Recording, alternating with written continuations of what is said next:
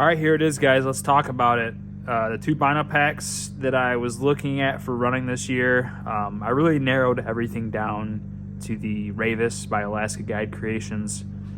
This is the Flex, and this is the standard Ravus. In the past, I ran the Stone Glacier Sentinel and the FHF chest rig. I really liked the chest rig a lot. I know it's not the same style as these bino harnesses that are top opening.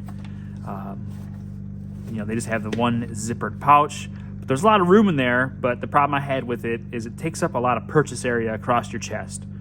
It gets in the way. You're swinging your arms left and right, you rub up against it, and you get this big bulky thing in front. Then I tried that Stone Glacier Sentinel, which I really wanted to like the Stone Glacier. I like Stone Glacier. I like a lot of what they do. The problem I had with that, I like having a pouch to put a bunch of little things in. So I ran, I think it's, the tall pouch, the admin pouch, I forget what they call it. And again, it takes up so much room, like right across your midsection. I'm always bumping into it, and I need that pouch. I saddle hunt a lot. You can't really get into your pockets, so to have a pouch on the front, a place to put all your little things is important. The other problem I had with the Stone Glacier, the lid, the bungee retention would come right across the little side pocket.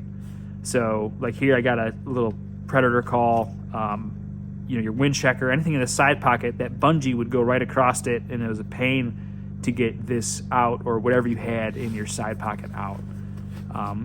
So that led me on a hunt for my bino harness to hunt this year with in 2025. And I really settled with these two. I like that they're streamlined, they're narrow. Everything is going to be right on front of you. You don't have a lot of junk coming off the sides. I suppose you could, but the way I have these set up, everything is kind of right in front. So it came down to the Flex and the standard Ravus. We'll start with the standard Ravus. Again, I like the form factor of it a lot. I like they have pockets on the top. A iPhone Pro Max will fit in here. It's a stretch, but it will fit. Obviously, plenty of room inside. I run Vortex Razor 10x42s. Not a very big binocular, but there's plenty of room in these. It's very soft. It's quiet. No issues there. No issues with the buckles. This harness is great. It's a phenomenal harness. It's really lightweight. It's not heavy.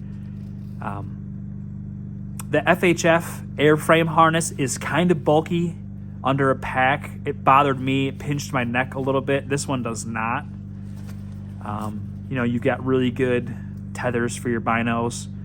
It took me a minute to figure this out, how these come off, but that's that.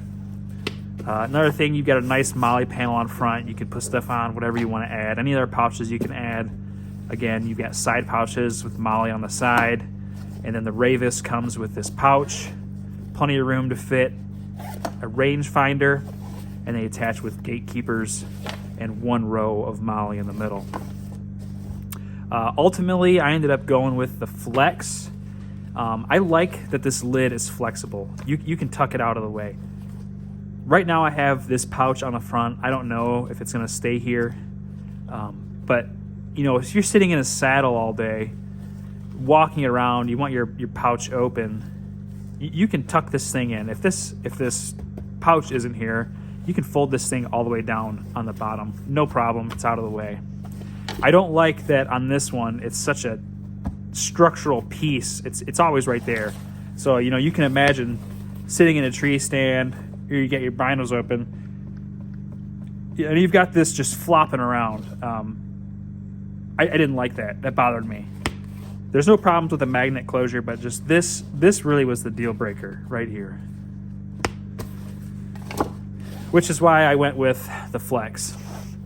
Obviously, the top is flexible, so you don't have that hard structural piece. This would fold down a little bit more. However, I'll show you what I have in there.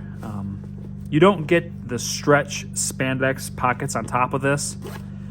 This one you just have a little zippered pouch. I've got some elk reeds, a couple Havalon blades.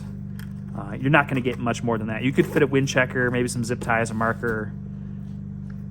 On the side here, I always keep a predator call with me when I'm hunting. There's a lot of coyotes here in northern Michigan, so you never know when you're in the cedar swamp. You hear some coyotes getting after it. You can pull one of them in and put an arrow in one of those. I keep a lighter, my wind checker on this side. You'll notice I don't have a rangefinder pouch. I'm going to try and run my rangefinder in here.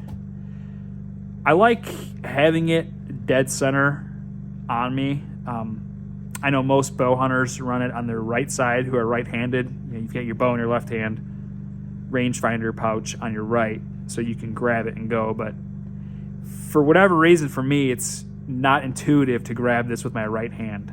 I want to grab with my left. So I'm going to try to run this in front. We'll see how that goes. And I may end up moving this to the bottom just to save me some more space on the front. It is going to be a little bulky running this on front, but I don't think it's going to be a problem. Let's talk about durability on these two pouches. This is a Cordura. It's durable. You're not going to have any problems with the standard Ravus. Multicam, Coyote, and Ranger Green should all be the same Cordura material. The Mossy Oak Bottomland is not a Cordura material. This is I can't remember what they call it, but it's similar like the marsupial vinyl harness material. It's soft, but it's definitely some sort of polyester or cloth. This is probably not going to be as durable. I could see getting some snags on it, but I'm not too worried about it. If it gets tore up, it gets tore up. I like to use my gear. So that's it. This is the pouch I'm going to use. It fits my binos perfect. There's plenty of room. You could fit some good binos in here. No doubt about that. Inside of this, obviously, like I said, it's a felt soft material. Same thing with the bottom. And there's a little padding in there. I'm not sure what it is. It's almost like a memory foam material. It's really, really soft in the bottom. So no problem dropping these in here. You're not going to hurt anything. Closure is nice. You can do this one-handed when it's on. Same thing with the closure on the standard Ravus, but I do find this one sometimes would snag trying to close it when it was on my body, but really no problem. Back you also have a nice zippered pouch here. And there's not a lot of stretch in this. I mean, there's a little bit, but the air mesh is pretty tight, so don't expect to cram a bunch of stuff in there that you'd want to anyway. That's it for these two pouches. This is a great pouch. I think it's going to suit me well. One last thing on fitment on these. You've got a ton of room on the straps, the harness portion of it. But one thing that's really nice about these is it sits high up on your chest.